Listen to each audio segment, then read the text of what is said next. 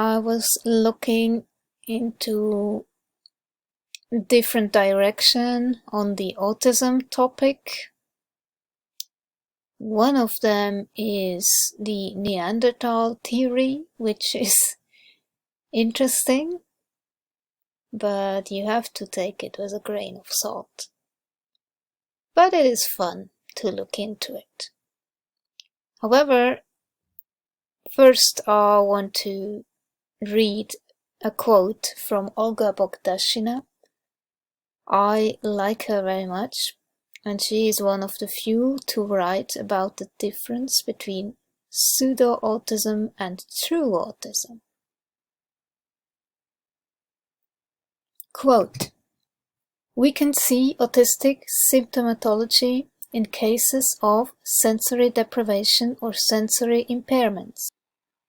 These cases are often described as pseudo-autism." I'm going to use just that term.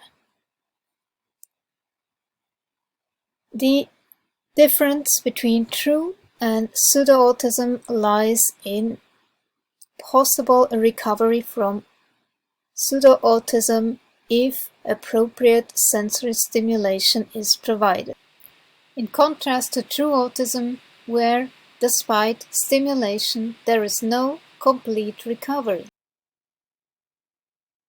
Well-known examples of acquiring pseudo-autism and recovering from it are young Romanian orphans adopted by UK families.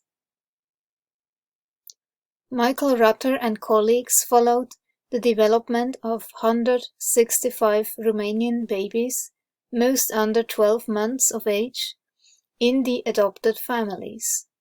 These children suffered from physical and social deprivation in their home country, where they were kept in orphanages with minimum care and human contact.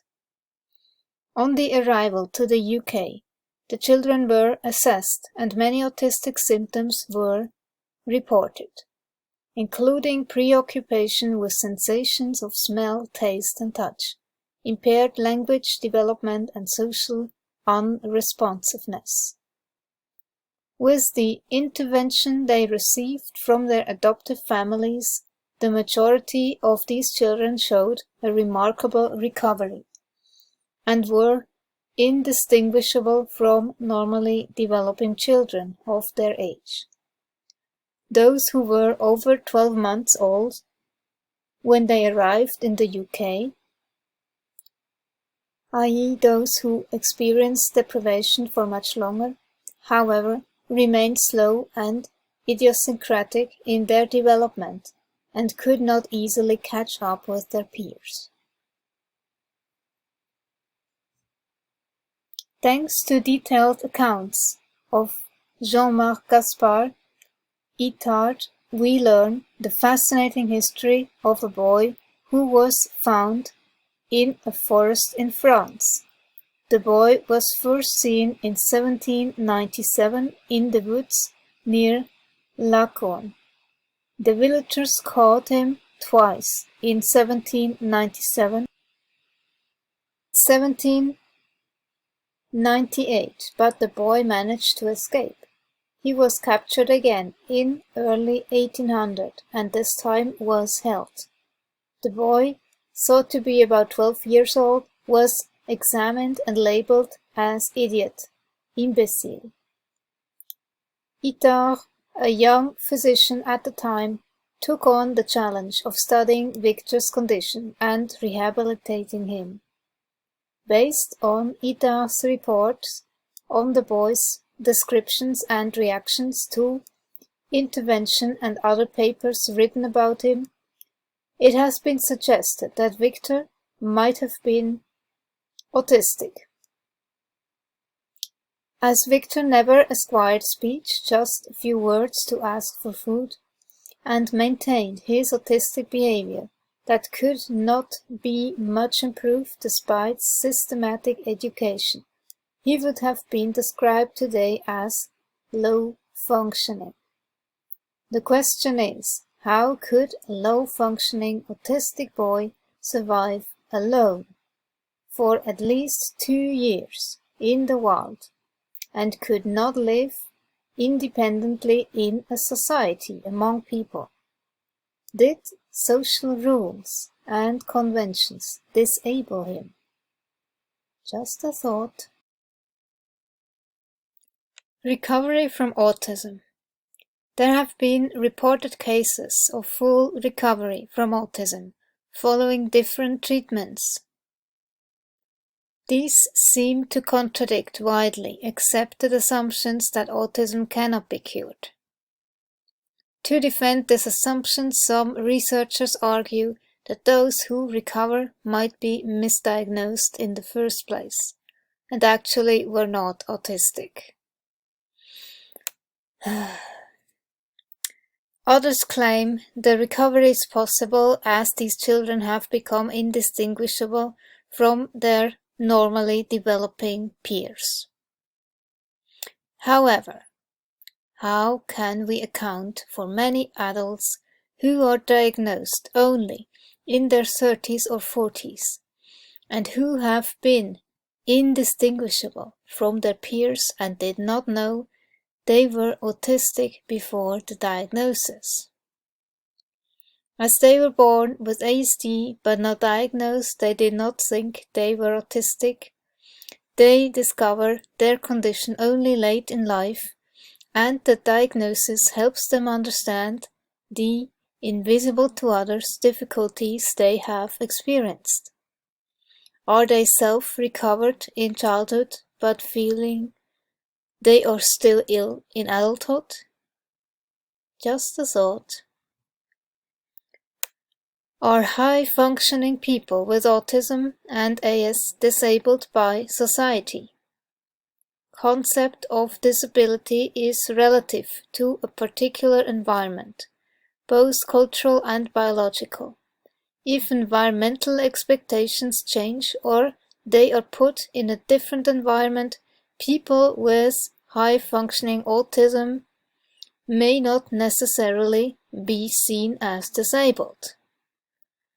In the present society, to be successful means to be able to socialize and talk sweetly.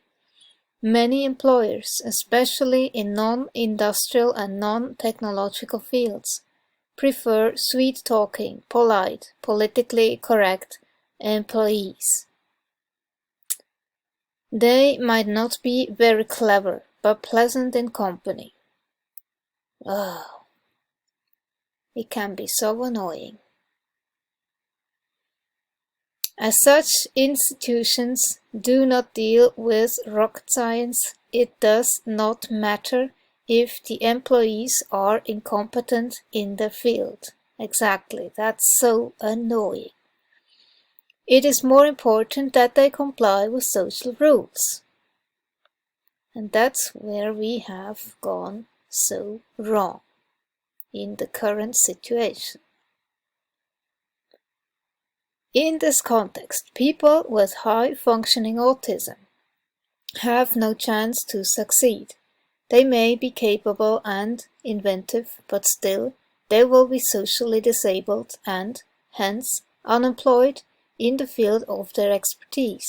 Tell you about the general overall impression that I get from most autistic people is actually that most people are happier and less anxious than they've been for a long time.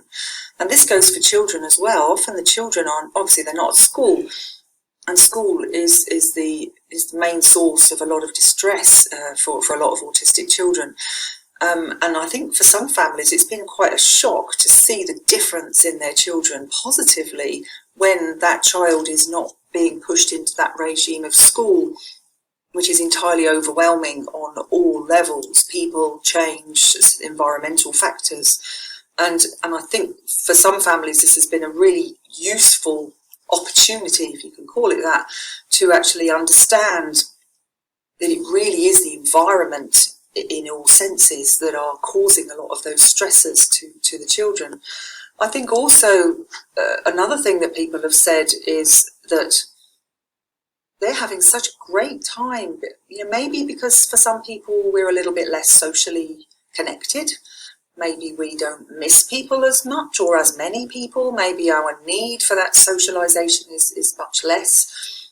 And certainly some autistic people have said, well, now that the shoe is on the other foot, so to speak, the rest of the world are feeling really anxious. And for a lot of autistic people, their anxiety levels have really dropped during this virus situation. Certainly those are the people that I've been speaking to. The world is quieter. There is less traffic. There are less people on the roads, on the pavements. There are less visitors. There are fewer demands placed upon you. People are not going to turn up unannounced. People don't want to see you. People are not going to make you leave your house because you're not supposed to. So you get to remain within the sanctuary of your own home, which, as we know, for a lot of autistic people, is really the only place that your anxiety level can be kind of managed.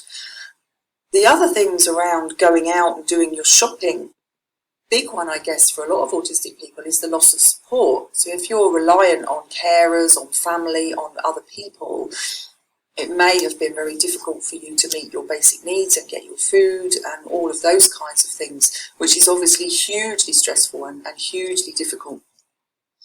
Again, a lot of people are worried very much for the health of themselves and for other people. I wasn't. It feels like this is something that's out of our control, which to some degree it is. Obviously, we can take measures to be careful. If you buy in to the narrative. Some of the children I've spoken to and the families, we've been talking about thinking about not using words like invisible for the virus. The terminology that says it's everywhere, it's invisible.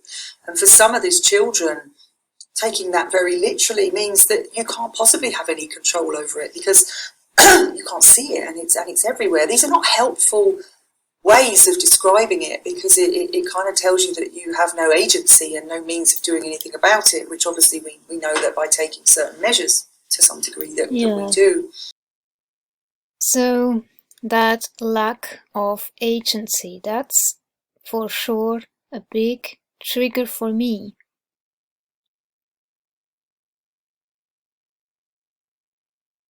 And what is described here? It's our failure to conform to society. It's our failure to think the way others think. It's our failure to subscribe to group dynamics and groupthink. It's our failure to give in to peer pressure. It's our failure to blindly follow tradition. It's our failure to unquestioningly obey authority. And it's our failure to accept the status quo that has driven human progress for tens of thousands of years, thanks to autistic individuals who successfully resisted attempts to being mainstreamed. So the issue with that is, it sounds very good, right? However, some autistics conform more fanatically. They wear the mask, they get the shot. So you can't say it's only autistic who don't conform. And it's really more the problem that there are those autistics who want to follow the rules at all costs and push others to do the same. I know that something that's really annoyed me has been other people not following the rules. This should not come as a surprise. So at this point, I really want to say I have deepest respect for Sarah Hendricks, and her book was the one that inspired me to go for autism diagnosis, and her presentations on YouTube are really, really awesome. That being said, following the rules.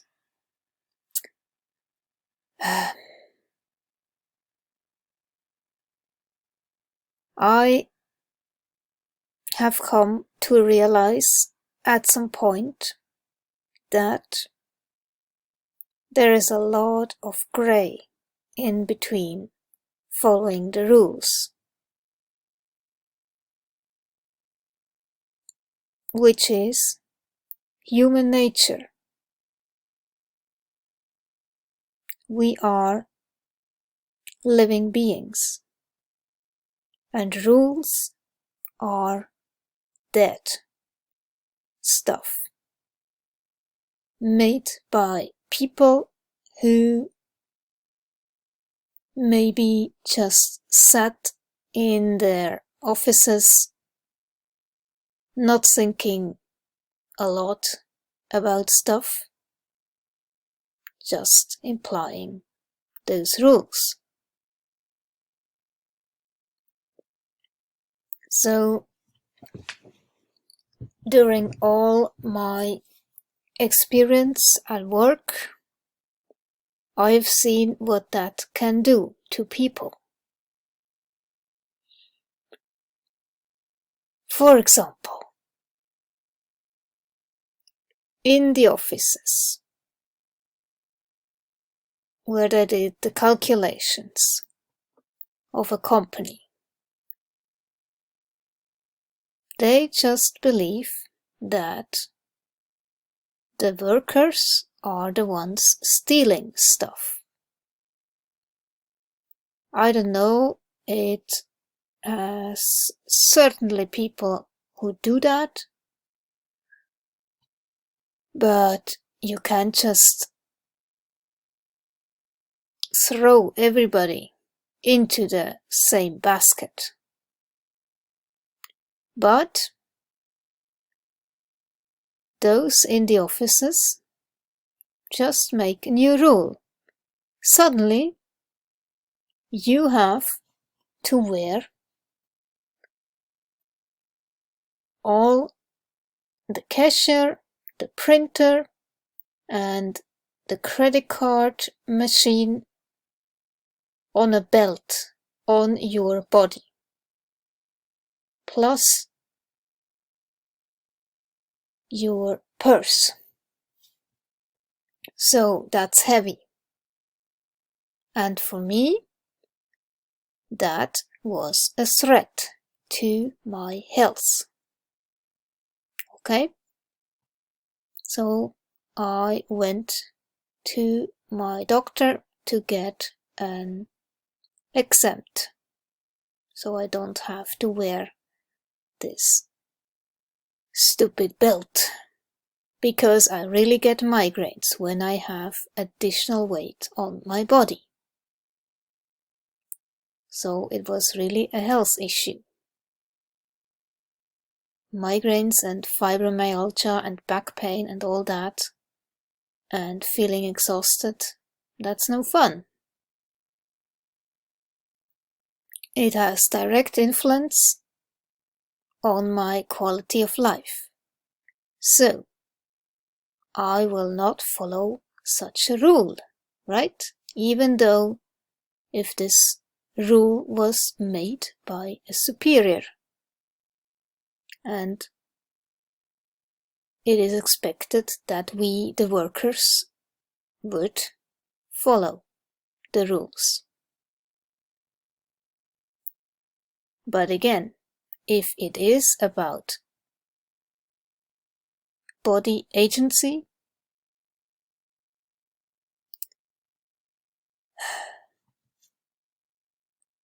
I draw the line there. Just one example, okay?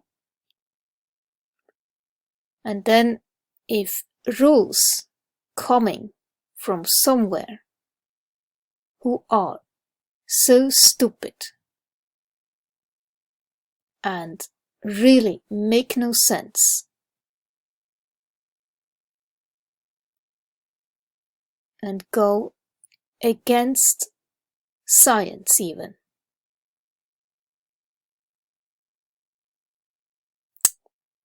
I must say I for sure will disregard such rules, because they make no sense. So I differentiate. I don't just say rules are rules. Period. I don't do that. I know rules or laws are always human-made. And I have actually lost a bit of respect because of the past months, what has been going on. And that's where probably my rebel gene kicks in. But I must say, I think it's just common sense, actually. Anyway, so let's listen to Sarah Hendricks, what she has to say about this. I have great irritation in my local supermarket on the one person per trolley rule, where there are clearly couples who have come out of their same car, who clearly neither of them have any particular need to be accompanying someone else. And in order to overcome the one trolley per person rule, they are taking in 2 trolleys for the 2 of them. One of the trolleys often remains empty and is just taking up double the space in the shop and double the people in the shops, because it has been really, really annoying me for the last 4 months, to the point that I no longer go to the supermarket and I make Keith go instead because it makes me so cross.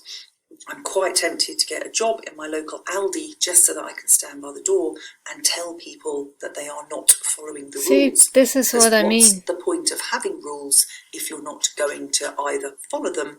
If they make sense, I follow them. In some way.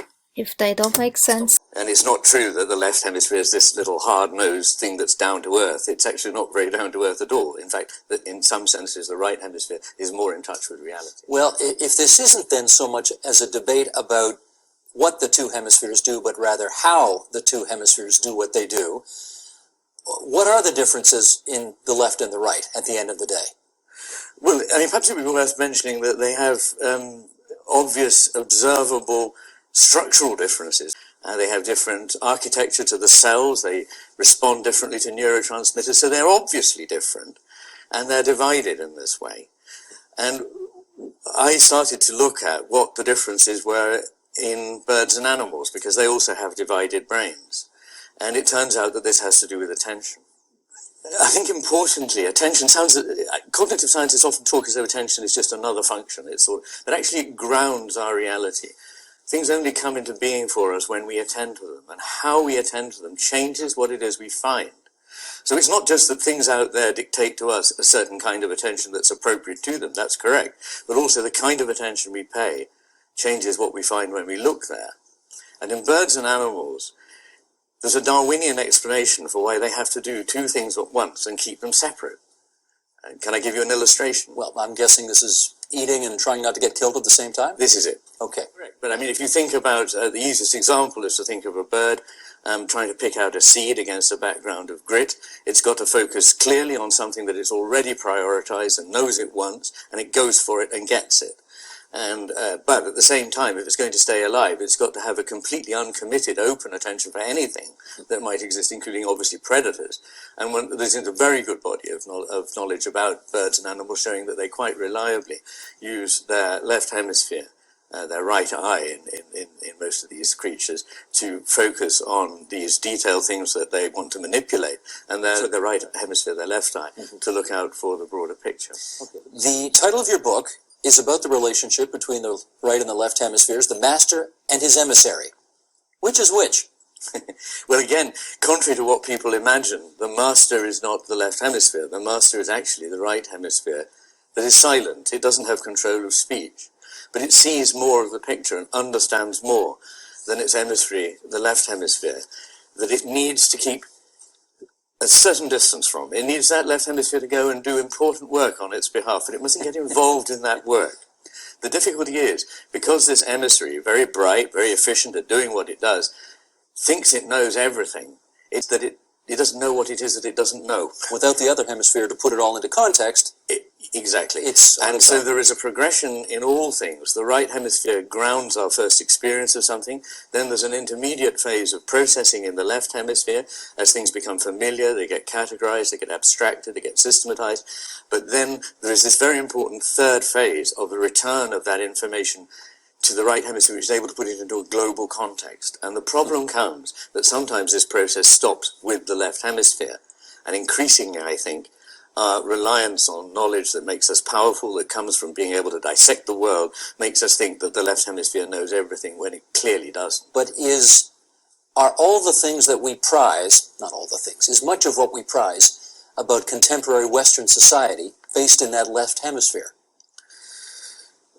I mean, everything that we do, of course, is dependent on our whole brain, and I don't want people to run away with the idea that we don't use one part of our brain. Of course we do all the time for everything. But the two hemispheres have styles, takes, if you like, on the world. They see things differently, they prioritize different things, they have different values, and they construct a different version of the world. And what I would say about the modern world is it tends to reflect excessively the products of the left hemisphere's processing of reality, and tends to drive out by marginalizing, undercutting, or pretending that the concepts that the right hemisphere is familiar with just don't exist, because they don't have any meaning to this hemisphere. Want to give us a for instance on that? Well, I think it misunderstands the nature of our embodied existence. It tends to force things into either or, black and white, mind or matter. I think it tends to misunderstand things, everything, which is in fact implicit, intuitive, and these are often some of the most valuable things in any civilization. We know that, broadly speaking, when we communicate, the mass of what we communicate is not actually in the words themselves, but it's in a lot of other things, in the tone of voice, in humor, in irony, in metaphor, in imagination, that needs a contribution from the right hemisphere. And the left hemisphere makes things very literalistic, very explicit, and reduces our ability to see things in a skilled, embodied way to algorithms and procedures. I consider we pay a very high price. What's the price? We may pay the ultimate price because I think it prioritizes the need to have more material resource. It treats the world as a simple resource to be exploited. Its raison d'etre, if you like, is to manipulate. It doesn't really understand the whole picture, it doesn't need to, but it just manipulates well. The right hemisphere sees the whole picture. And if we get too focused on manipulating, what we construct is a world that's very mechanical. We start to see people like machines. And we start to see machines as we attribute attributes that are human to them, which they don't have. And I think this process is extremely damaging.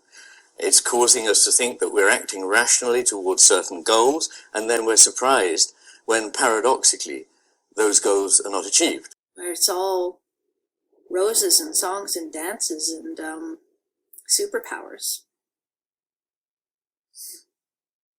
Well, that's not autism. That's not.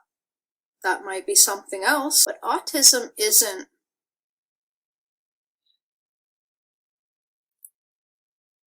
a life filled with rainbows and beautifully coordinated puzzle pieces that nestle together and create this beautiful picture.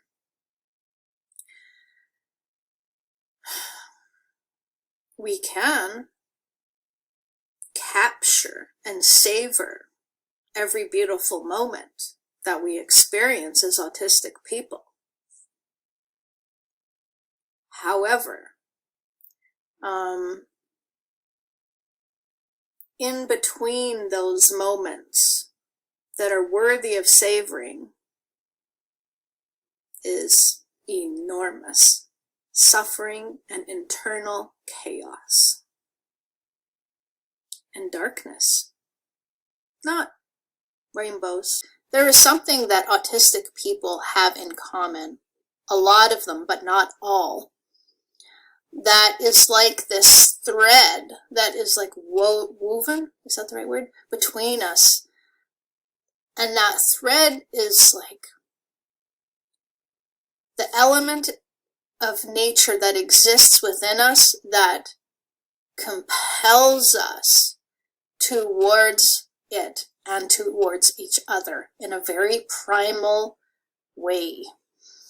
And I'm going to try to give you guys a rundown of what this actually looks like in this video, but I have other videos on it as well. And obviously, as I get to know more autistic people and more primal autistics, as I grow and develop more relationships and become more self-aware, my concept on what this is really, it's becoming more refined as I go. So what primal autism is I think back actually to a long time ago, like if we go back way before all of this civilized crap that we live in, I kind of get the feeling that we were probably all sort of like primal autistics back then, and now we've just been like institutionalized in our psyches and all of our thinking. We've lost all of our primal instincts for a lot of reasons of which I won't get into in this video, but we're a lot more human-like the way we live now and not so, I don't know, primal. We don't, feral, I guess. Primitive, whatever you want to call it. We're not so in touch with our instincts anymore. But a primal autistic is. Now, unfortunately, this causes a problem that looks like psychosis because we don't know how to function in society like everyone else. We don't know how to blend because we're still in our minds, in our bodies, in our energy, in the way we're wired. We still kind of feel like we exist out there in nature. We're in touch with the animals, the elements, everything. And we're not in touch with all of this crap. These buildings, the hustle and bustle and all the everything that goes on with living like in a city. It's not us.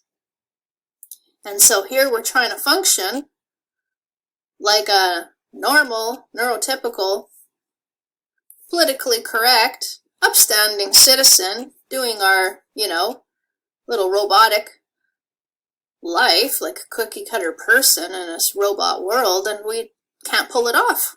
We can't pull it off. It's not us. And so we become recluse. We isolate from society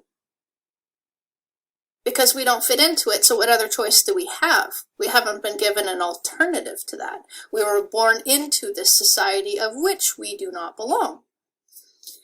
But the second you put us in nature, we go camping, we go out into the mountains, we go into the woods or whatever it is. Whoa, suddenly we don't feel so autistic anymore. Weird. And you take other primal autistic people and they go camp with you, or they go out for a walk in nature with you, or whatever it is, they go for a hike in the mountains. Whoa, why don't we feel autistic? This is weird. It's almost like we're not even autistic when we're out here. Interesting. Since successfully sequencing the modern human genome of several different human races, geneticists have determined that all non-Africans have roughly 1 to 5% DNA from Neanderthals. Now, using saliva tests, scientists have found that another different non-human species contributed genetic material to the ancestors of Black Africans living in sub-Saharan Africa today. The research adds to a growing body of evidence suggesting that sexual rendezvous between different archaic hominin species were common and the reason for the various ethnic and racial groups we have today. Past studies have concluded that the forebears of modern humans in Asia and Europe interbred with other early hominin species, including Neanderthal and Denisovans, and now this new research is among more recent genetic analysis indicating that ancient Africans also had trysts with other hominins not considered part of the modern human species.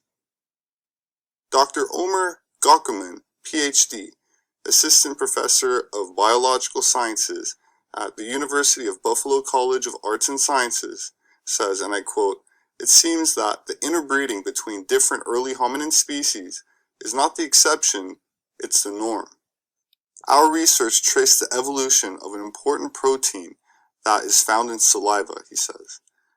"When we looked at the history of the gene that codes for the protein, we see the signature of archaic admixture in modern-day sub-Saharan African populations." The research was published on July 21st, 2017 in the journal Molecular Biology and Evolution, and the study found that a group of genomes from sub-Saharan Africa had a version of the gene that was wildly different from versions found in other modern humans. The sub-Saharan variant was so distinctive that Neanderthal and Denisovan genes matched more closely with those of modern humans than the sub-Saharan did. Professor Gockman goes on to say that, and I quote, "Based on our analysis, the most plausible explanation for this extreme variation is archaic introgression, the introduction of genetic material from a ghost species of ancient hominins. This ghost human relative could be a species that has not been discovered, such as a subspecies of Homo erectus, or an undiscovered hominin. We call it a ghost species because we do not have the fossils." According to 23andMe, my own DNA contains 68% more Neanderthal DNA than average, which is about 2%. 251 variants in my DNA, apparently.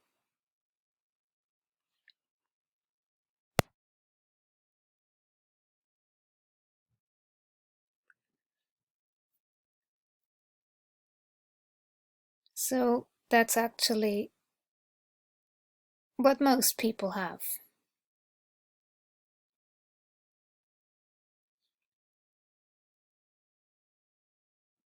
The word Neanderthal is a nod to a 17th century German theologian named Joachim Neander and the secluded valley Thal he loved to visit. Nearly 200 years after Neander's death, peculiar bones were found in the valley, initially believed to belong to a human with bone deformities. It was in fact a Neanderthal. It wasn't until 1886 when two nearly complete Neanderthal skeletons were found in Belgium that the scientific community recognized the remains for what they were, a unique flavor of human. Were Neanderthals intelligent? While they have looked a little different, Neanderthals were probably a lot like us. They tended to have slightly larger brains than modern humans and shared many of our capabilities. They made fire. They used tools and they could probably speak. There's also evidence that they created jewelry and art. For example, the earliest European art, red pigmented paintings that decorate the walls of caves throughout the continent's southwest, may have been created by Neanderthals 20,000 years before modern humans arrived in Europe. Who has Neanderthal ancestry today?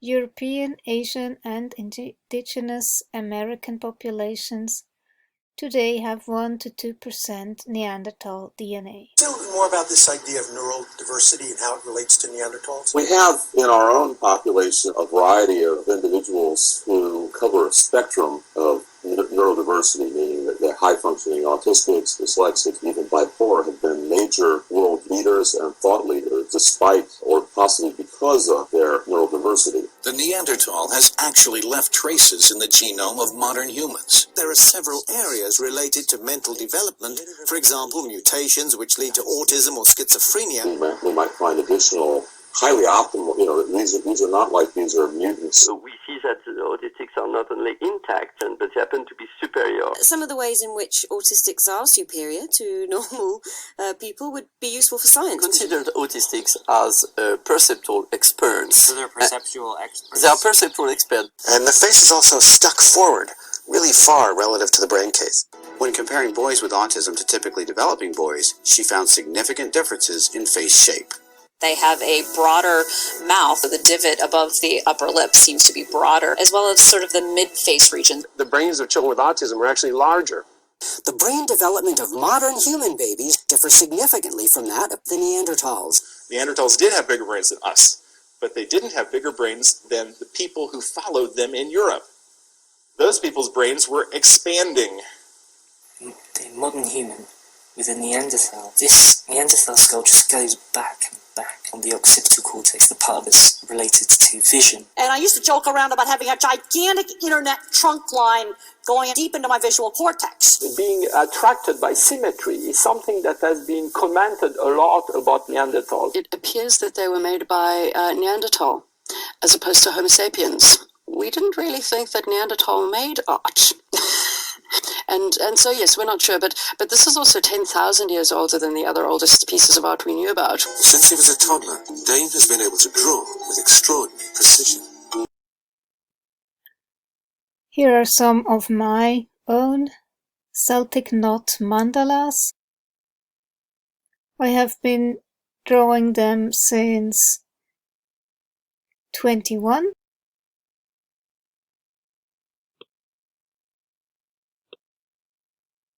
A completely green one. So for me it's about those intricate knot patterns which fascinate me, and the color blue usually. When he was 11, he drew a perfect aerial view of London. After only one helicopter ride, even the number of windows in all the major buildings in his drawing was correct. This, of course, implies that they probably didn't swim. They probably had some pretty sophisticated boats to get there. People have described this object for the production of music by Neanderthals. What about YMCA? Let's switch to a Russian dance. Different populations of people, for example, Europeans and Chinese people, have different Neanderthal genes. Here, the androgen receptor gene associated with autism. Now, there's a psychologist at Cambridge University, Simon Baron-Cohen. He writes of the male mind and the female mind. Children with autism show faster brain development. And when you actually compare different parts of the brain, some structures fit this extreme male pattern. And at first, the only language that I had for it was gender. But then I started to notice that some men had these traits and some women did not at all. That's when I realized it was actually introversion and extroversion, and that there was no real language for talking about questions of identity. Neandertal DNA and autism. The autistic Neanderthal theory. Abstract. Homo sapiens were quite unremarkable until they met the highly sophisticated Neanderthals. Assimilating the Neanderthal led to the Upper Paleolithic Revolution, since it caused a drastic increase in Homo sapiens' brain size and consequently brought about the rapid evolution by combining the creativity, resourcefulness, and inquisitive spirit of Neanderthals, who were of an individual nature, with the ambition and networking skills of Homo sapiens, who were of a social nature. Since the Neanderthal assimilation, most Homo sapiens have retained their predominantly social nature and therefore tend to ostracize those of a predominantly individual nature, who, beginning in the 1940s, are being pathologized with the label of autism. However, human progress is driven by autistic individuals because of their original thinking, lack of conformity, immunity to group dynamics and peer pressure, skepticism of authority, and discontentment with the status quo. A person qualifies for an autism diagnosis when they, due to the nature of their Neandertal DNA and the resulting traits, exceed the level of individuality tolerated by society. The autistic Neanderthal theory is the only unifying theory of autism, since it is able to explain every facet as well as the heterogeneity of autism. Many, if not most people, take a very condescending view of both Neanderthals and autistic individuals. Therefore, the initial reaction of autistic people to being compared to Neanderthals, as in Leif Ekblad's theory, is often that of outrage. However, neither of the two groups is in any way inferior, and there are indeed many indications that autism could be linked to Neandertal DNA. In the past, most people considered Neanderthals somewhat like a parody of mankind, the hillbillies of the upper Pleistocene. Today we know better, or at least we should. The bias against them has led most scientists so far to look at the facts and interpret them unfavorably of the Neanderthals, and archaeologists tend to attribute inventions and milestones to them only if nobody else was around at the time. Furthermore, Neanderthals are only being compared to modern humans, who are the result of our interbreeding, never to their Homo sapiens contemporaries, in order to justify the notion of their inferiority. But the more evidence emerges, the more difficult it becomes to portray these people, who happened to have a larger brain than any other hominins, including ourselves, as naive savages. Neanderthals emerged in modern-day Spain 430,000 years ago and spread over most Eurasia. This coincides with the marine isotope stage 11, an interglacial that began 424,000 years ago, and during which temperatures in Europe became less hostile for humans. The interglacial lasted for 50,000 years, after which the next glacial period gripped the continent. Even though the physique of the Neanderthals had made them more resistant to cold weather, human life in these conditions would have been impossible without clothes, and an animal hide thrown across one's shoulders simply wouldn't do the trick. Therefore, it must be deduced that Neanderthals had developed the ability to produce clothes as early as 370,000 years ago, more than 170,000 years before Homo sapiens emerged. Neanderthals looked after their sick and old, demonstrating that they had already evolved beyond capitalism and buried their dead. There are also indications they might have led them to rest with gifts or flowers.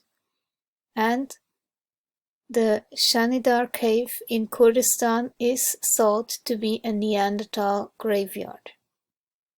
It appears that Homo sapiens learned to bury their dead from Neanderthals, who already did so, at least 130,000 years ago, but who possibly had continued the practice from their direct ancestors throughout their existence.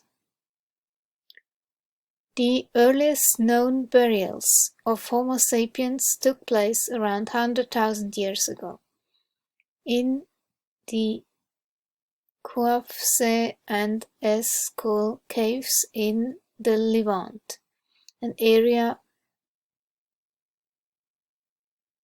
they would have shared with Neanderthals, by a group who preceded the large out-of-Africa migration by tens of thousands of years.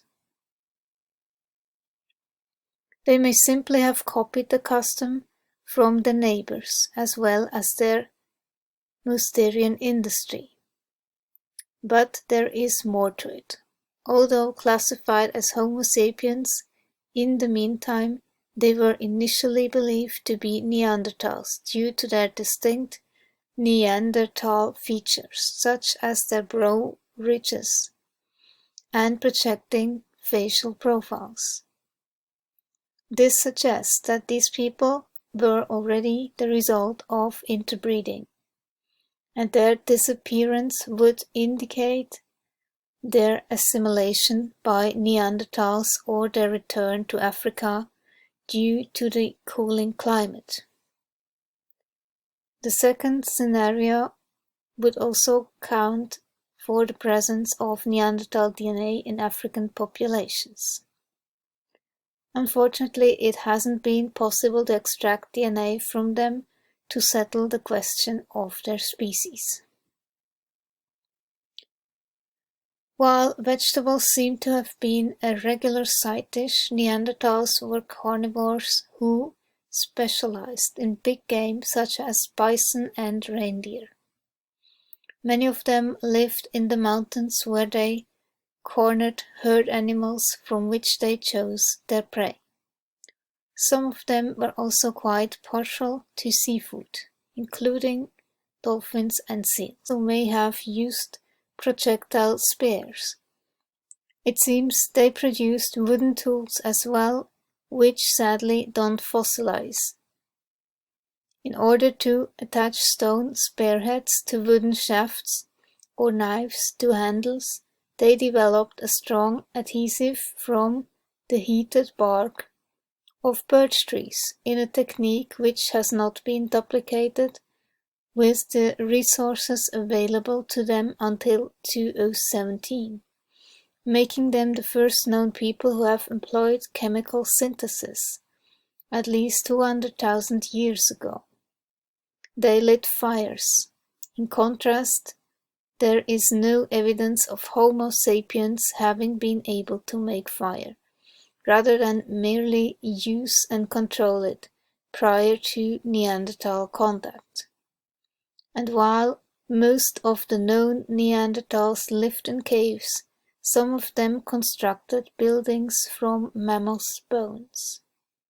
The Neanderthals were artists and appreciated beauty. They adorned themselves with jewelry, ornaments, and feathers. As do I. My own tribal jewelry.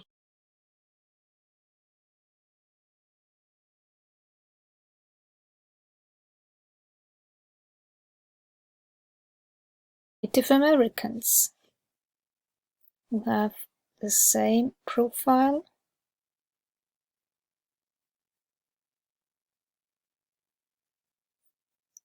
the same brow. Also, most of them have very broad lips, and they also decorate themselves with feathers.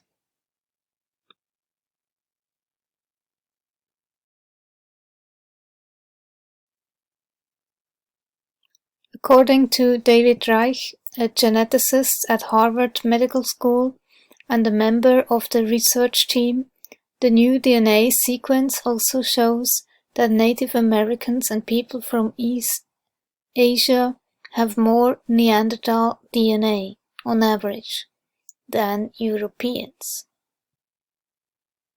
And apparently I have also more Neanderthal DNA than average.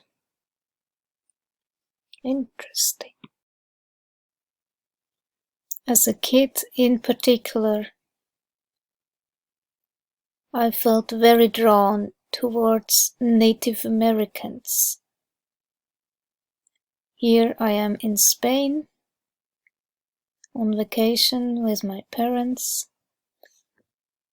and back then I still was able to get a tan. Now my hair has darkened and my skin has whitened.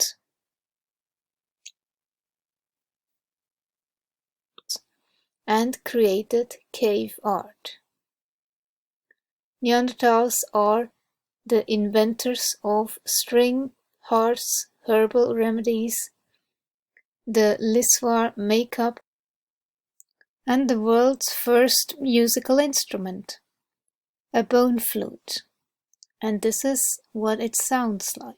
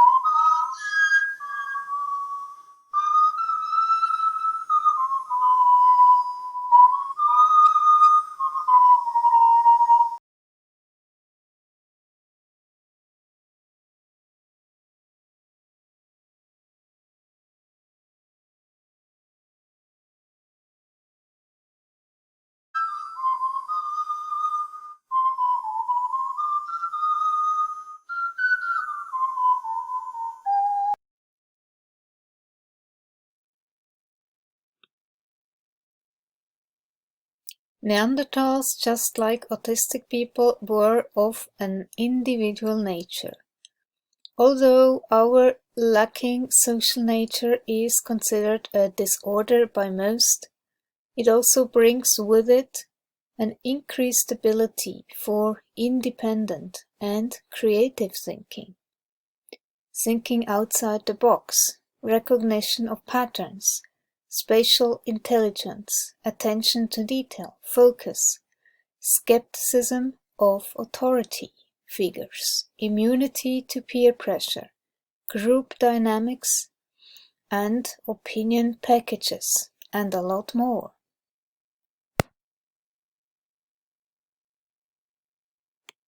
All the properties that brought mankind out of Stone Age.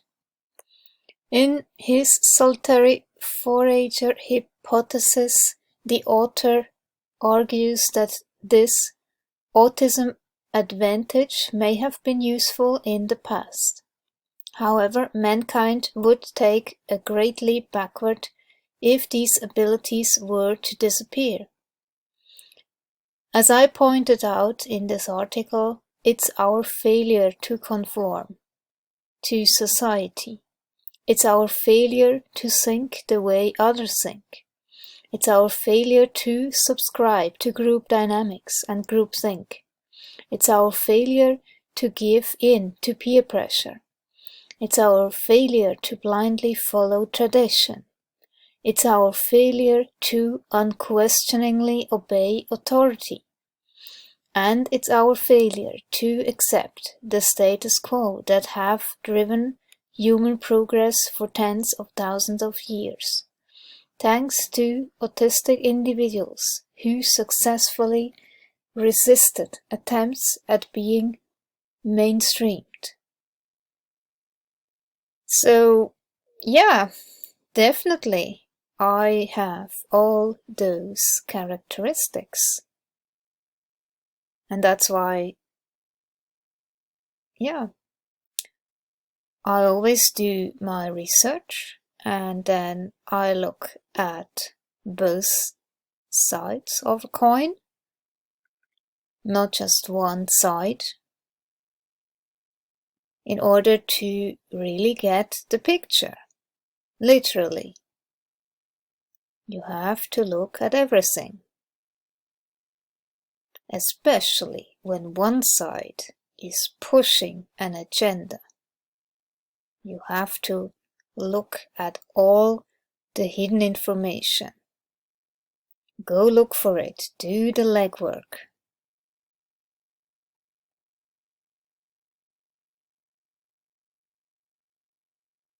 Because when people, unfortunately, are in their survival mode,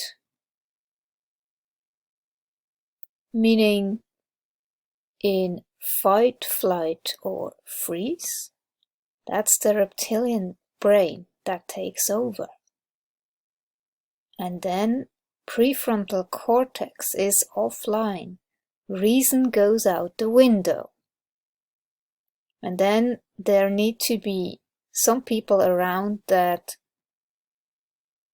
are level-headed and point out the inconsistencies and do not just follow orders. But I'm not sure if this is really an autistic characteristic only.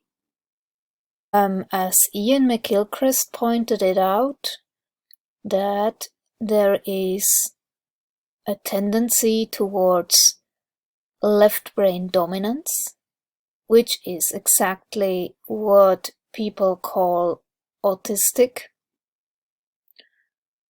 And then there is the right brain dominance, or a balanced interaction between left and right brain. And I see that in both autistics and non-autistics. Those who are left brain dominant, they have a tendency to not wanting to see the overall picture, and you cannot reason with them. They have cognitive dissonance and they just really don't want to know any other information, and that's really dangerous. I just needed to say that. So, as good as it sounds that autistics are the ones that brought in all the change and everything, I wouldn't say that's just autistics. It's everybody who has a balanced point of view and tends to see things from both perspectives, detailed as well as bird's eye perspective. We need both. And we should have leaders who do that. And unfortunately, we don't. Maybe Kennedy was one such example. And they killed him.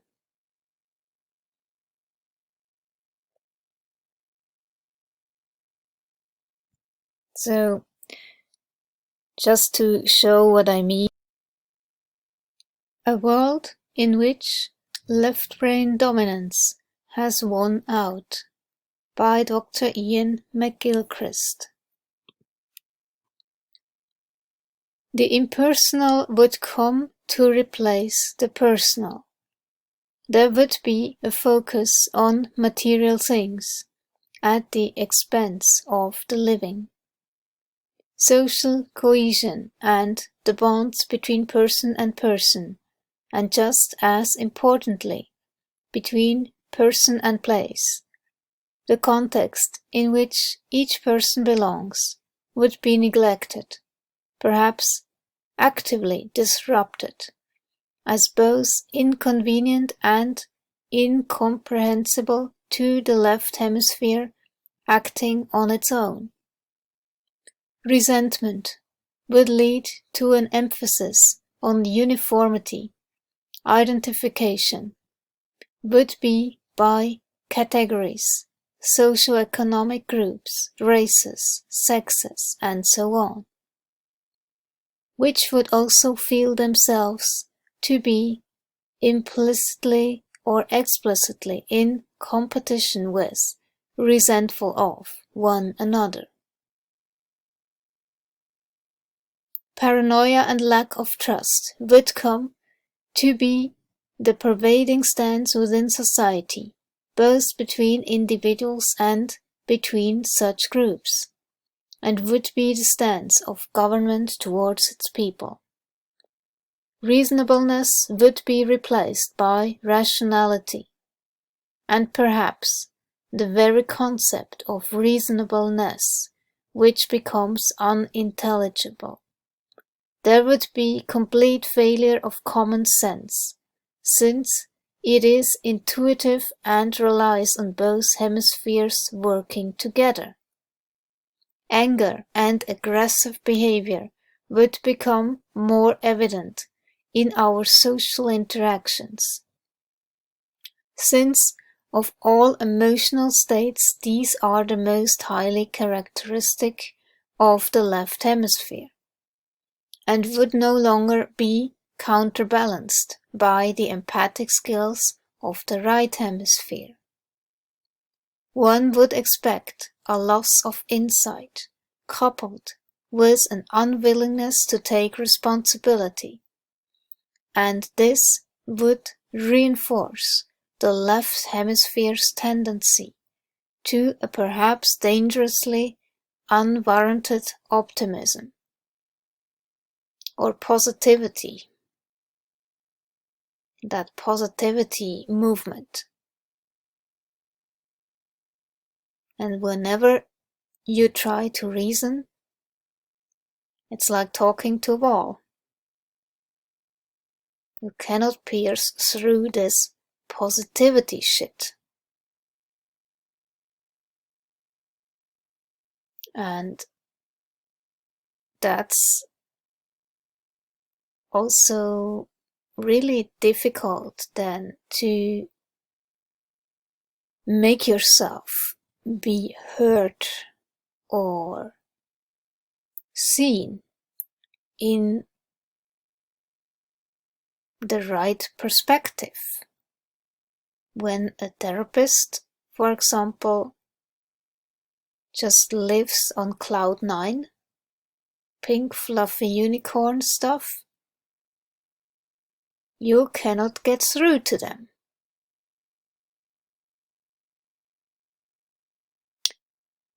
There would be a rise in intolerance and inflexibility, an unwillingness to change track or change one's mind.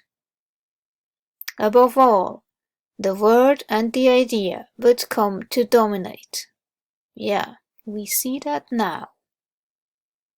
And it's autistics just the same as non-autistics, just following, putting on their mask, getting the jab, right? There is no difference anymore. So the Neanderthal theory, it doesn't hold up to that, what we see right now unfolding. So I think it's really the balanced thinking left and right hemisphere interacting with each other. That to me symbolizes exactly the balance between left and right hemisphere.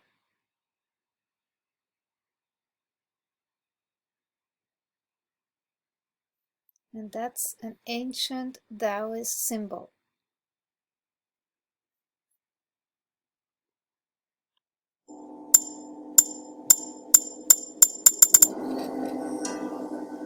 The year is 1968. You're digging an air raid shelter in South China when suddenly you hit on something. It's a tomb, and as you break into its dark passage, you stumble into the mystical world of ancient China. The tomb belongs to Xin Joy, a noble lady thought to have lived over 2,000 years ago. You find buried with her are philosophy and health books, some light reading for the afterlife. One book you do not recognize, and you take it to an archaeologist who cries, "This book has been lost to the passage of time until now." It's the 10 Questions, a conversation between the legendary first emperors of China. You imagine the scene, 2 sage emperors discussing life's big questions over a cup of tea. King Yao asked King Shun, "Under heaven, what is most valuable?" Shun replies, "Life is most valuable."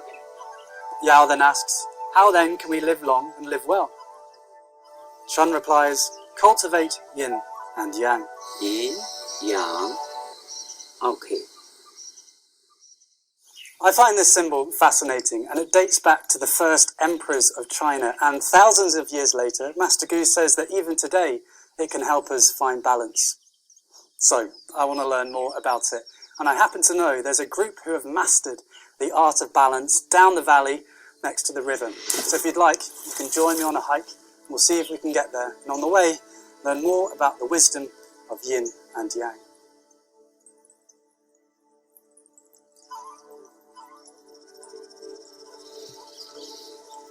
Let's go.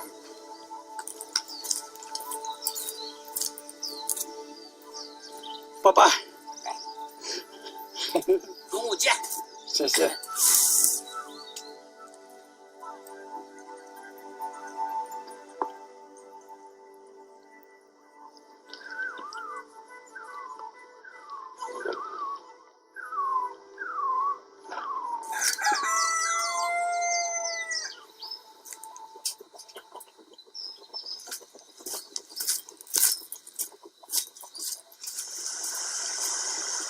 This is the neighbour's small holding. Most of the households on the mountain have some crops like these. And for most of history, as human beings were farmers, the agricultural revolution was thought to have started around 13,000 years ago. That's when we worked out how to domesticate crops, grow them in the same place rather than going around being hunter-gatherers.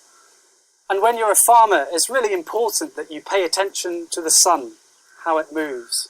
And you might notice, looking at the sun, hopefully not too directly or else your eyes will get burnt, but you'll notice it goes day, night, day, the seasons, summer, autumn, winter, spring, summer.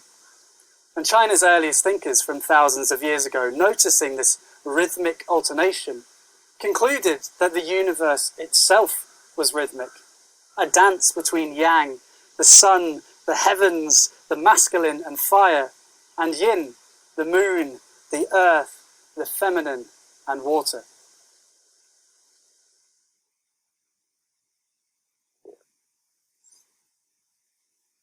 At the beginning of the universe, it's chiefly the chaos. Then from the chaos, the very first layer, yin-yang, created, pure yang-qi comes up. That's the heaven. Then the heavy qi coming, synced to become the earth. Later, from the heaven and earth, because of this interchange, the human being arises. We say Tao gives birth to 1, 1 to 2, then from 2 to 3, like a male person and a female person, the parents, their interaction, as a result, we have more human being offsprings. In Western stories, human beings are often seen as superior to or different from the world around us. In the yin-yang view, we're not better than the world, nor are we separate from it. We're made of the same energy that creates this beautiful complexity. This is nature's solar panel. We are made of the same stuff. And so, if nature works through a rhythmic interplay between different forces, what does that say about you and me? That we too are rhythmic. Everyone, disregarding the different nationality, color, different social status, whatever. One thing is very much in common. All human beings breathe. So breath consists of chiefly two things, yin and yang, which means inhalation and exhalation. So that means people, when they are so busy, so nervous, it's something like this. We say the advice is, make a good balance, don't too much like that. Relaxed. Okay, you have exhalation. So I wish everyone, you have a good breath work. So that's cool, breathing. Your body knows how to yin-yang without you having to do anything. So if our bodies and the natural world are balanced through yin and yang, might we live a bit easier if we start paying attention to its rhythms?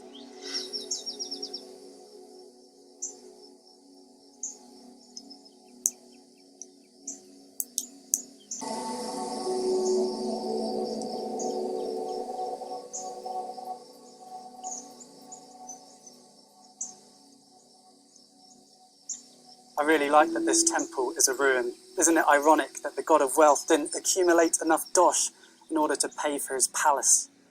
Or maybe this ruin is teaching us that wealth isn't just about money.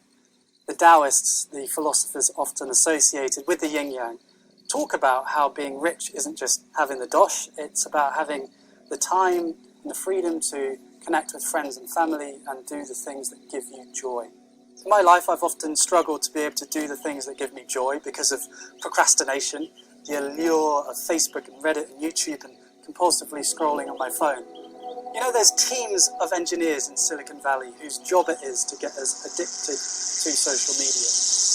So the thing that's really helped me be able to do the things that give me joy and have time for hobbies, etc., is to have rhythm to my day. I use the Pomodoro technique, which is a 25-minute timer. And in that 25 minutes, I do nothing but do the task at hand. I throw away my phone. I block distracting sites.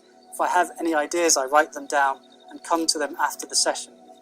And then when the 25 minutes are up, I get up and stretch.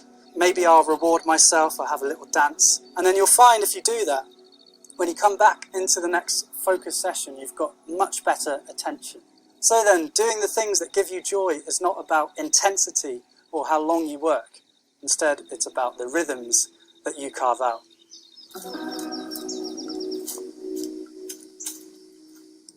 So structuring our day, that's a very practical part of our lives. What about the rhythm of our emotions? Because there does seem to be a fluctuation. Some days feel worse than others, right? But we're really good at leaning into that natural fluctuation. I'm feeling bad now turns into I'm going to feel like this forever. And maybe we fall in love and they're perfect in every way, but of course we have this unrealistic expectation and when they turn out just to be human, we crash down and feel even worse. If we pay attention to the yin-yang rhythms of our emotions, we understand that it's okay for our partners not to be perfect. We're not living in a rom-com. And it's okay to feel sad sometimes. Feeling sad is part of the human experience. We can just accept our emotions, we don't need to judge them, and if we let them pass, they will do in time.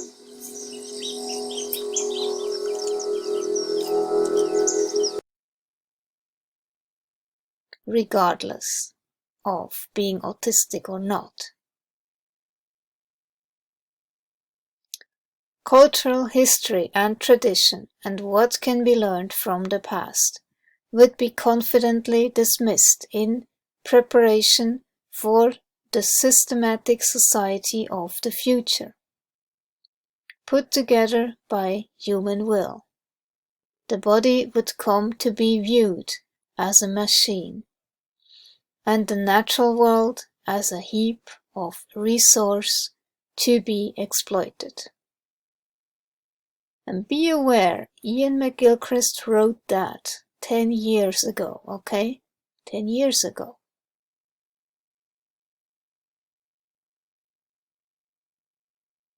Look what we have now.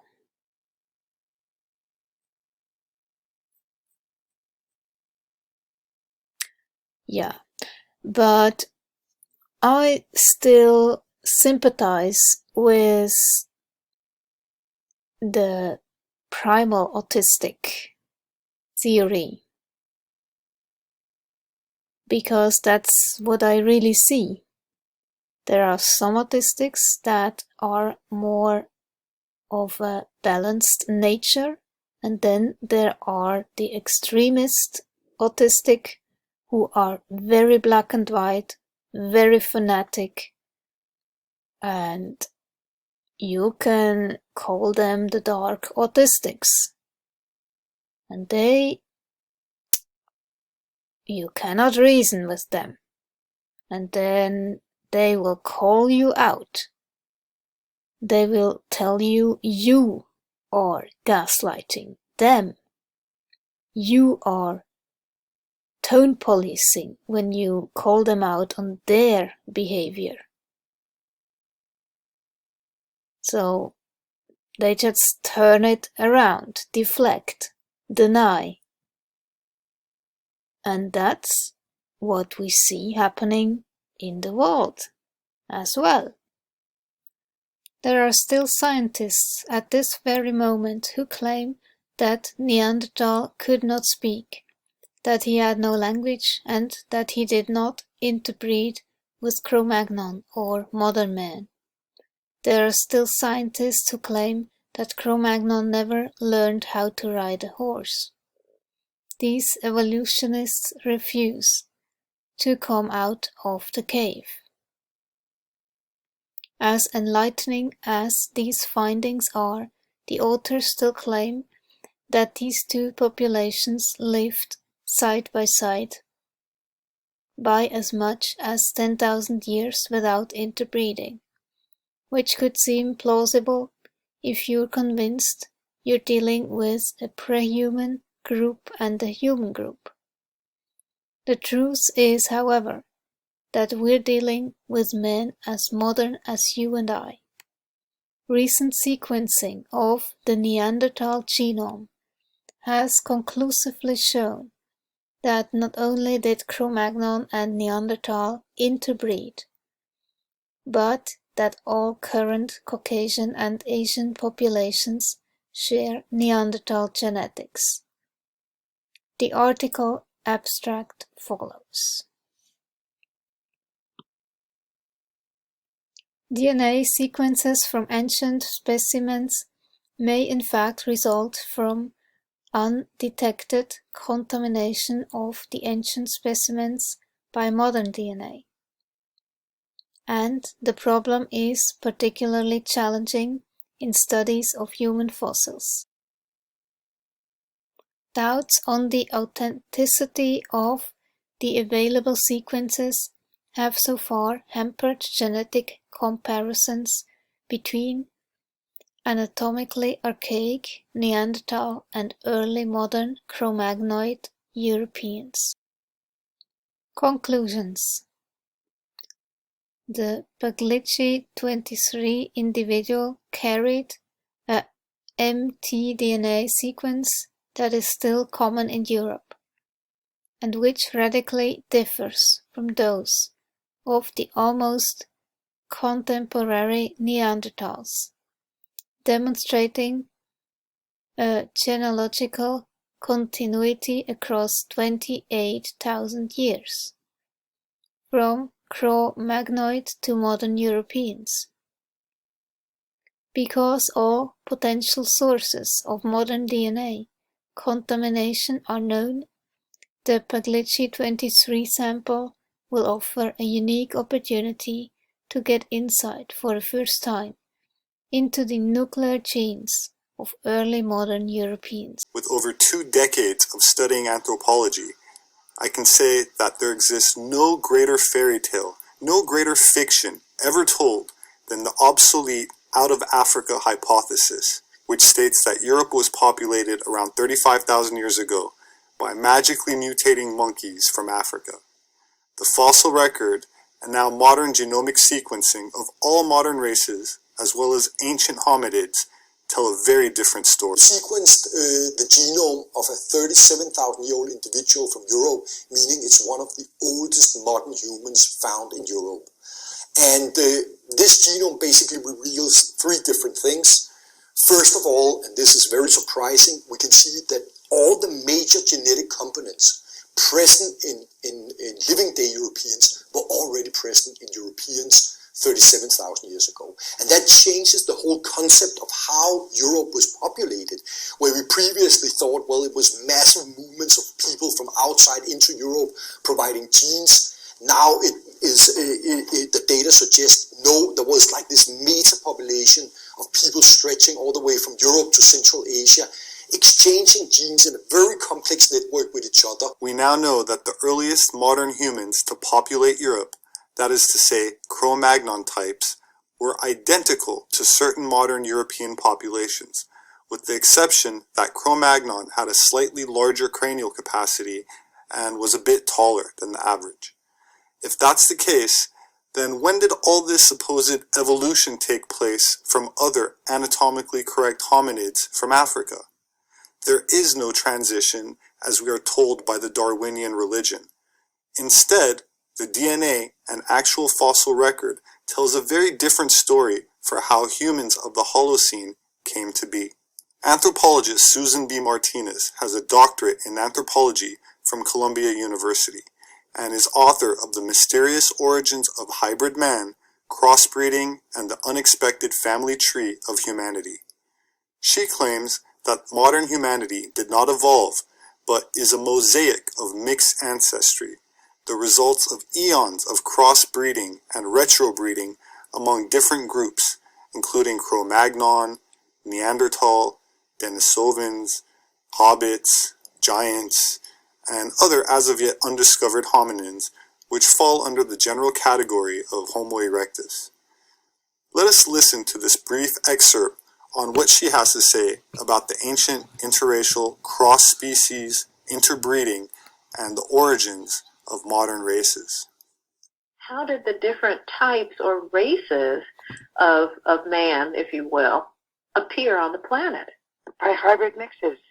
And that's how all the races came about, through mixings and crossbreeding. Yeah, because I never bought into the story that someone could walk out of Africa and then over time the skin tone changes, the facial features, and the structure of the hair changes. I never really bought into that. Yeah, and that's what we're taught, and that's what textbooks say, but it's false. And we need to understand what the true history is. Out of Africa, the African Garden of Eden has become a strict part of the Darwinian paradigm. This is where the professors and experts tell us that all mankind came from Africa. I don't believe this is true. This is only about 25 years ago that the African Garden of Eden, the African Eve, became popular and became a fixed idea in Darwinian evolutionism. But it's not true. And as you say, it would be impossible for the African to migrate out and go to Sweden and turn white, to go to China and turn yellow. Those are fairy tales that they're still teaching in school. In the study of blood types, Rh factor is also called rhesus factor because it was first discovered in the blood of rhesus monkeys. There are 612 primate species and subspecies recognized by the International Union for Conservation of Nature, the IUCN, and not one has Rh negative blood. If mankind evolved from the same African ancestor, their blood would be compatible, but it's not.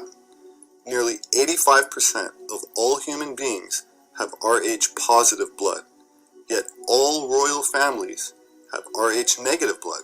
Rh negative genes are frequent in Europe, infrequent in Africa and West Asia, and virtually absent in East Asia and among the Aboriginal populations of Australia.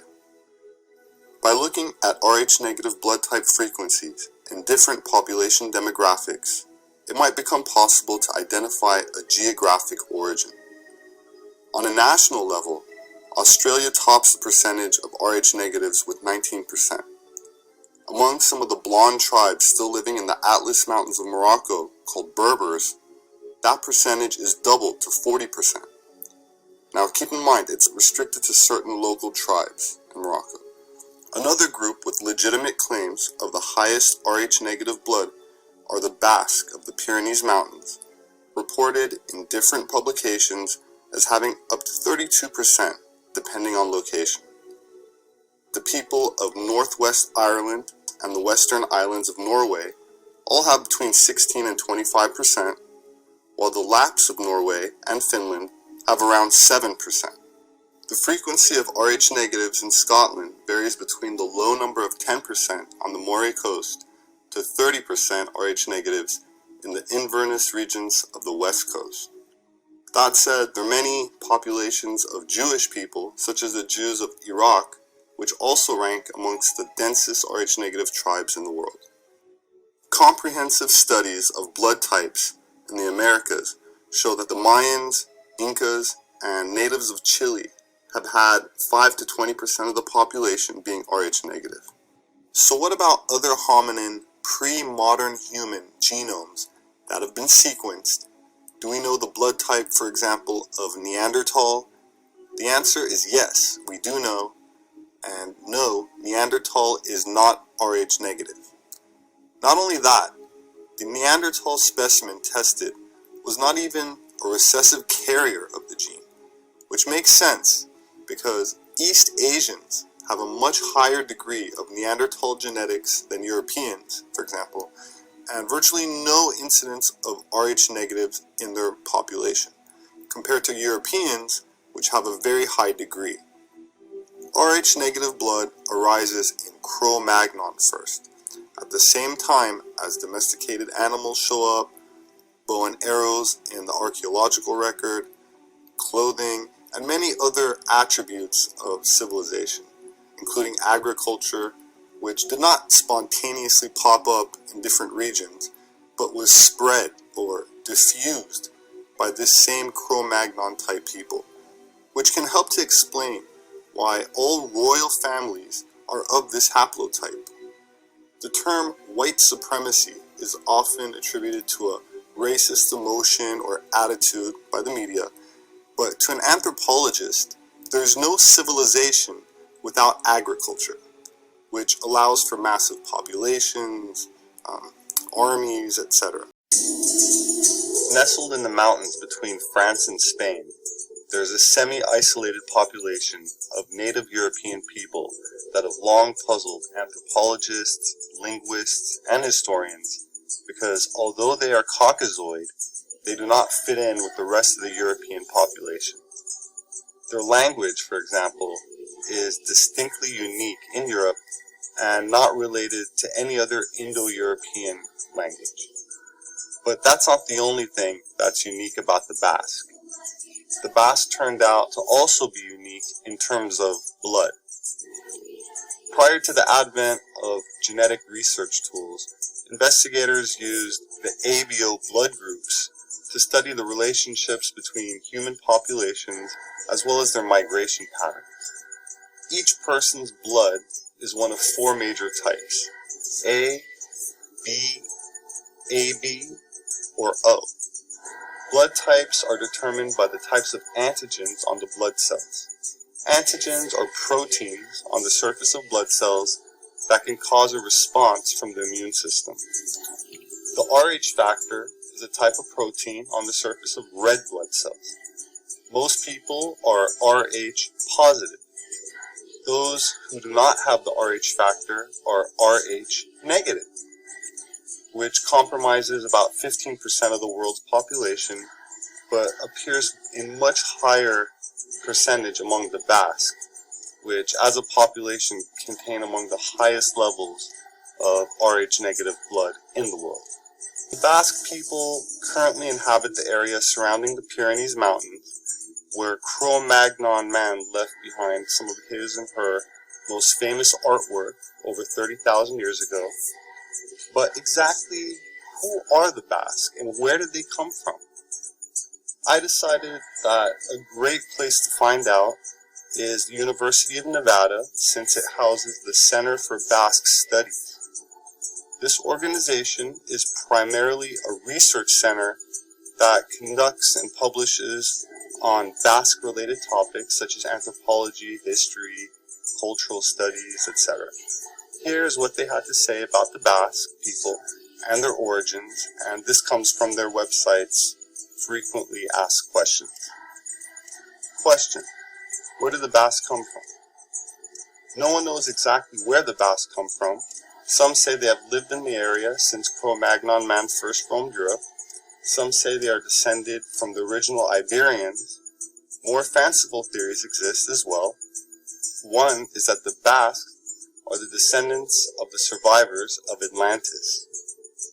When asked, I found that the majority of the Basque people themselves maintain that they came from Atlantica, a powerful maritime nation that sank into the Atlantic Ocean after a terrible cataclysm, and from which a few survivors reached the Bay of Biscay and the Pyrenees Mountains. This, they say, is not just mythology, but their true pre-European ancestry. There's another ancient people who claim racial lineage from the mythical Atlanteans. The Berbers are currently located geographically around Mount Atlas, but inhabit much of North Africa long before the Arabs arrived. The Berbers are considered the aboriginals of the area, and their origins beyond that are not officially known. Here we have a population, many of whom have blue eyes and light hair, living in northwest Africa of all places, and among some of the blonde tribes still living near the Atlas Mountains of Morocco, the percentage of Rh-negative blood can reach 40%. Now keep in mind, that's not the general national average, but restricted to certain local tribes. Anthropologists, for the most part, dismissed them for many years because they didn't fit well with the out-of-Africa paradigm. So it was presumed that they had migrated from somewhere in Europe. However, that theory has been abandoned with the current understanding of genetics. Scientists now accept the genetic evidence that concludes Berbers are an indigenous people, which they believe are descended from native Upper Paleolithic Cro-Magnon types going straight back into the Pleistocene or Ice Age. This should make it easier to understand why the oldest remains found in Egypt, nicknamed Ginger, and currently on display in the British Museum, has naturally red hair. This is pre-dynastic, which means before the pharaohs and before the accepted dating of the pyramids.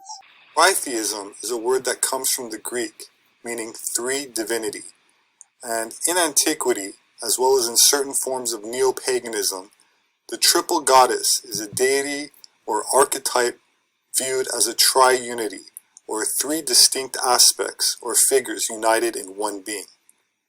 These three figures are often described as the maiden, the mother, and the crone, each of which symbolizes both a separate stage in the female life cycle and the phase of the moon, and often rules one of the realms of heaven, earth, or the underworld. Various triune or triple goddesses were commonly seen in ancient or pre-Christian religions. In Greek mythology, Icarus is one of the three or more minor goddesses of charm, beauty, nature, human creativity, and fertility. The Greek poet Hesiod usually calls them names which translate to shining, joy, and blooming. In Roman mythology, they were known as the Graces. Homer identified them as having to do with Aphrodite, and by extension, the Eleusinian Mysteries. Initiations were held every year, and probably the most famous of the secret religious rites of ancient Greece. These rites are attributed to the religious practices of the Mycenaean period, meaning the Bronze Age, but I would argue they go back much further than that, possibly to Atlantis. The Moirai were usually described as cold, remorseless, and unfeeling, and depicted as old crones or hags.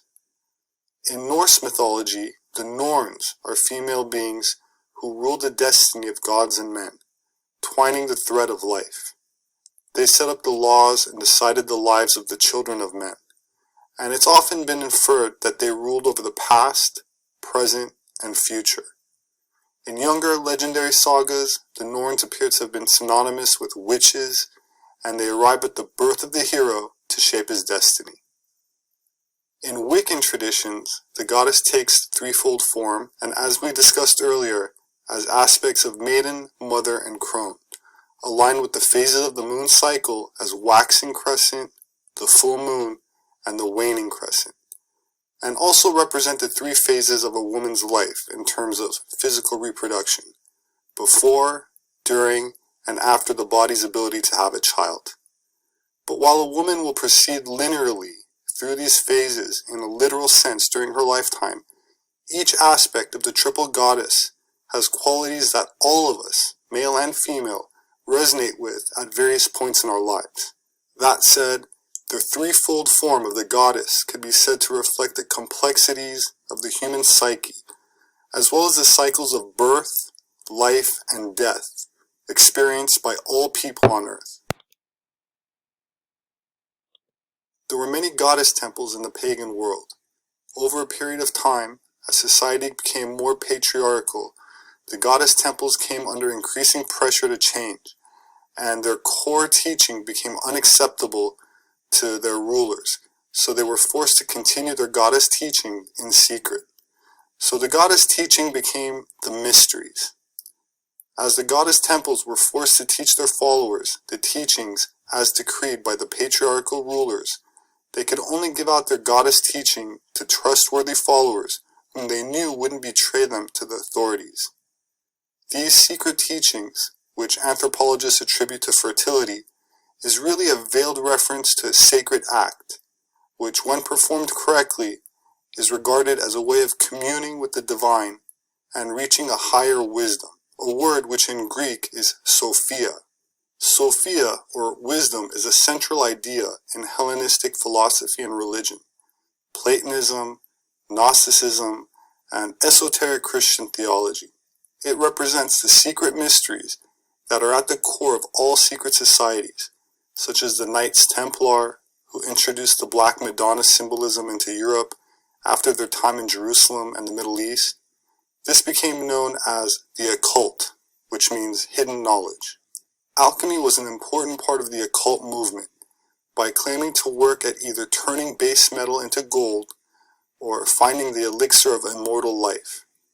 These alchemists were able to study ancient texts, practice pagan rituals, or do scientific research and still escape persecution.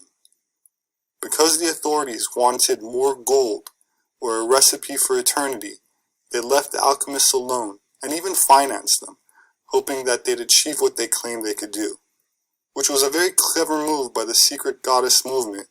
By appealing to the rulers' greed and fear of death, they managed to survive.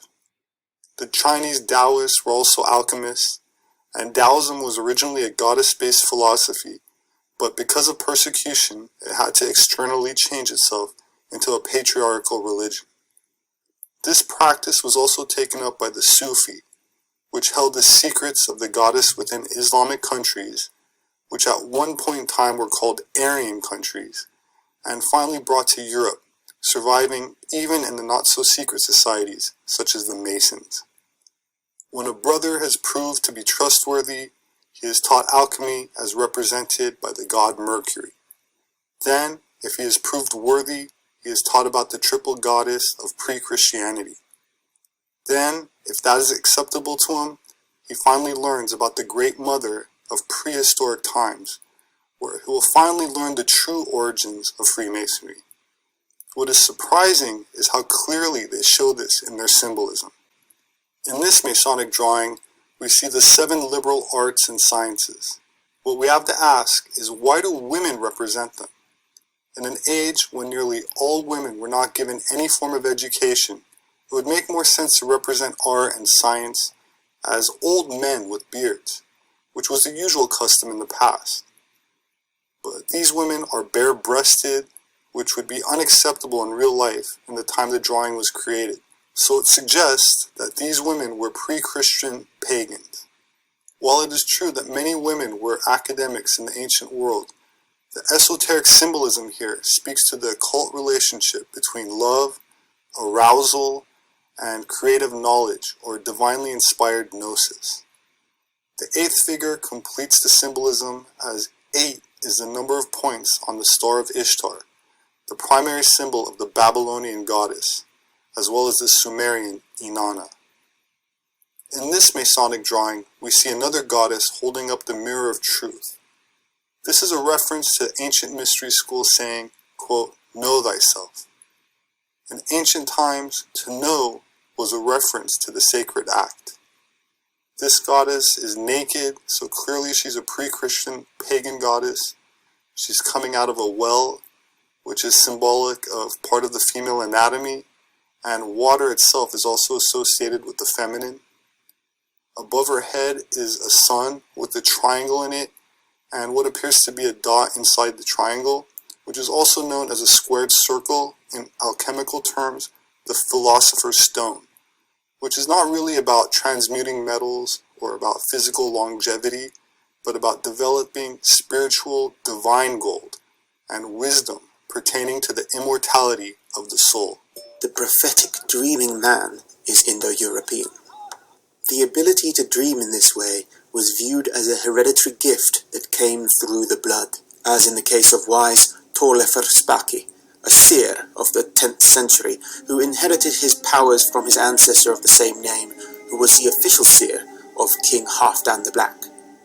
Not all kings needed an official seer, since the gift of prophetic dreams was more common among royal families. Both Norse and Celtic people had specific techniques by which a prophetic dream could be induced. In Egil's saga, Egil's wolfish grandfather, Kveldulf Bjelfsson, the berserker, is said to have obtained supernatural knowledge by remaining silent while sitting up at night with a cloak wrapped around his head. At such times, he was called Hemremmer, a shapeshifter, which is a skill associated with the Ulf-Hedner, or wolf-headed, who wore the actual skins of wolves on their heads, like the man depicted on this press black plate from Sweden. The seers, from an elite class of poets known as Velid, used sensory deprivation in order to enter a trance and receive a vision. Part of the custom survived in more recent times among poets who used to compose their works in the dark.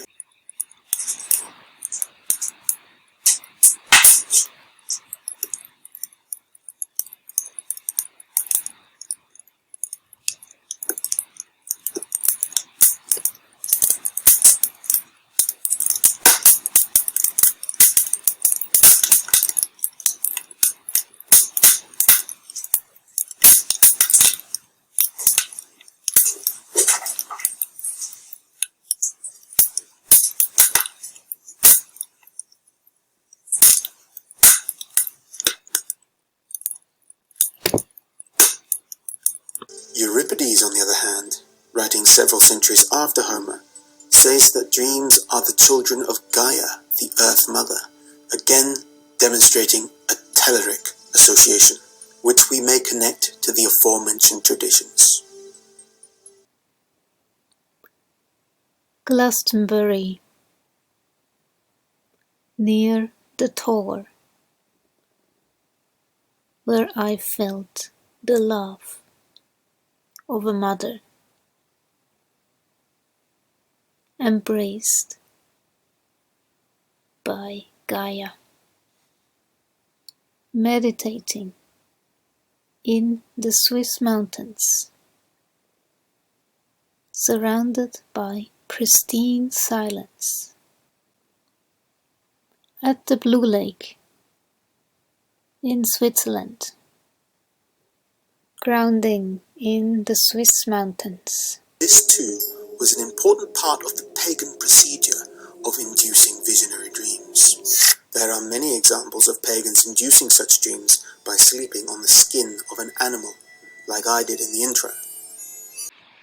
I actually sleep on sheepskin myself because it is very comforting, calming, and therefore I also sit on sheepskin, and I have sheepskin rugs everywhere because the feeling of the fur, when you feel it with your hands or walk on it barefoot, it's so comforting and relaxing. It's a wonderful feeling. I definitely sleep better since I changed to sleeping on sheepskins. Besides Guthlac, or the aforementioned custom of the Irish Druids using cowskins, we also have an account from the 17th century Scottish writer Martin Martin, who, in his description of the Western Islands, wrote that in a remote place, a man was wrapped in a cow's hide and left there all night, during which time he would receive the knowledge he sought from his invisible friends. The writers elsewhere named Tach Herm recorded not only among the Gaels, but also the lowlanders, and often involving animal sacrifice. When a man needed to tell the future, he would be wrapped in the smoking hide of a sacrificial ox, and lain down in the wildest recess of some lonely waterfall, which was supposed to block out distracting sounds as he lay waiting for communication from the invisible beings who would provide the knowledge he required. In more recent times, this custom persisted, not among prophets, but among poets who wanted to receive inspiration, but this died out in the 17th century. A medieval Welsh story called The Dream of Rhonabwy relates how the hero sleeps on a yellow calf skin and then experiences a vision of King Arthur in the time of the Saxon invasions. Chadwick compared this again to the Yakut shaman of Siberia who lies on a white mare skin prior to his performance. But I think that is an unrelated custom, since we also see, among the Greeks, evidence that visionary dreams from sleeping on animal skins are Indo-European rather than Siberian in origin. In order to induce visionary dreams, the oracle at the temple of Asclepius near Epidaurus first underwent a ritual ablution in the baths, then would lie down, either between the arms of the goddess or upon the skin of a ram. Pausanias, living in the 2nd century, wrote, "They sacrifice a ram, and after having stretched its skin on the ground, they go to sleep on it and wait for the onorological revelation. The dreamer may see a snake, a dove, or any kind of animal in the vision. But in this context, it is always interpreted as representing a god and not the spirits of the dead, whereas in the Norse tradition, the entities known as fylgir, guardian spirits attached to a person or family, can appear as animals,